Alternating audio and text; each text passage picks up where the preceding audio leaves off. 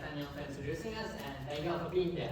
Today, we'd like to discuss with you what we believe is the future of local AI and machine learning for language learning, and what we're doing at Koel Labs to make that into a reality. Now, bringing you back to a couple of months ago, working at an AI startup on audio models that you talk with over the phone. I was confused because my system wasn't working. Now, as I looked into this, I came across words like error and error, which when I say it sounds the exact same. And when I hear native English speakers say it, also sounds the exact same to me. And so clearly this wasn't something that's like on the language model, or the audio model, which was super frustrating to me. It's not something I could just code up a solution to and fix. It's like I needed to work on my own pronunciation. And so I looked into it, I went to researching, and I came across this super interesting statistic. Nearly half of all foreign speakers struggle with the accent. So I was not alone. Now, why is pronunciation so hard? Well, mainly, hearing the difference between what you're saying and what you're supposed to be saying is super difficult. And then once you actually hear that difference, actually producing sounds that you've never made in your native language is also super difficult. So why isn't this solved? Well, existing solutions struggle with either being too expensive, too tedious, or a combination of both.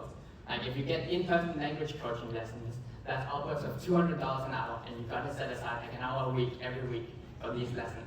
And cheaper solutions like digital language learning apps, they suffer from not being actionable and precise enough to get the feedback you need to improve. And so you can quickly realize that precision and accuracy is incredibly important in a language learning tool. And so naturally, most people lean towards machine learning to be able to aid this problem. But the difficult part about language is that in its beauty, it has a lot of variation in dialect and accent. And so being able to determine what correct means in language is quite difficult. And therefore, deeming a ground truth for the machine learning model is also quite difficult. But what we realized really quickly is that this variation is well represented in movie and TV shows. And so what we can do instead is place the autonomy on users to be able to choose the entertaining clips that they want to watch, where the actors serve as the ground truth and point of reference for the accent feedback that a user receives. And what this presents is a very powerful idea of dialect-sensitive language learning. And we believe we're the team to be able to enable such a future as immigrants and children of immigrant parents ourselves. My name is Aruna. I'm half Japanese and half Indian, and I'm passionate about natural language processing and multilingual research. I'm Alec. I grew up in Denmark, and I've been doing a lot of audio model research for specifically low-resource languages. Hi, I'm Ruslan. I'm originally from Kyrgyzstan. I'm half Russian, half Ukrainian. I'm also a fellow researcher. And now we're going to go into our demo starting first with a short clip from the office.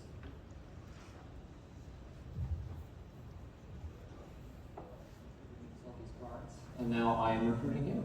Who is this guy again? Don't worry about Phil. He drives a Corvette. He's doing just fine. Okay. Calling cards are the wave of the future. Here, Alex is going to demonstrate the practice mode. Calling cards are the wave of the future. As you can see, Alex struggles to pronounce the R sound, and the tool is able to easily pick up on that. It's highlighted red and selected as an area of improvement for him. Here, he's going to click in to see detailed feedback on exactly what phonemes he gets wrong in comparison with the actor and with diagrams to help him improve for next time.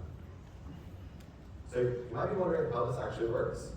Well, we first start by transcribing the user's input into IPA, a sound-sensitive alphabet that can capture the differences in how you pronounce different phonemes, like and Then we compare the user's IPA transcription with the actor's IPA transcription, layering them on top of one another.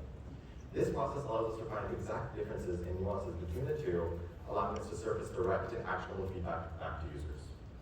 Now, when we were initially building this tool, we were under the assumption that existing phonemic transcription models were at a state where we'd be able to seamlessly integrate them just as is. Well, let's take a look at a clip which starts off as "Hello, San Francisco." Hello, San Francisco. Simple and easy, and we're going to use the top performing phonemic transcription model to be able to generate the IPA, and then we'll resynthesize it. This is going to sound amazing. Hello, San Francisco. Perfect, Hello, right? San Francisco. So even the best phonemic transcription models at the time were missing some critical phonemes, meaning that the feedback we would give to users based off of these existing models would contain quite a few errors. And so when we developed our phonemic transcription model, it was critical that we evaluated carefully on both phonemic error rate and a word feature edit distance. Both of these you can read on our blog. The math says a lot, but most importantly, it says that we're the best.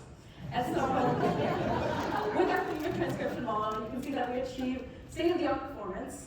And in less than 3 months, we achieved this for a lightweight model that is integratable into our platform and has viability to be used across language learning tools. And so through this, we also open source everything from the model weights to the code that was used for fine-tuning to the hyperparameters, meaning that not only can anyone reproduce our work, but also be able to build upon it. And this is a really powerful concept that we really believe in at Koel Labs. Additionally, as we begin to branch out into more languages, it is important to us that we focus on multilingual expansion. This is a very involved process and requires extensive research, such that we are collaborating with esteemed researchers across the world to be able to develop a product that is not only technically impressive, but also can be used by millions across the world.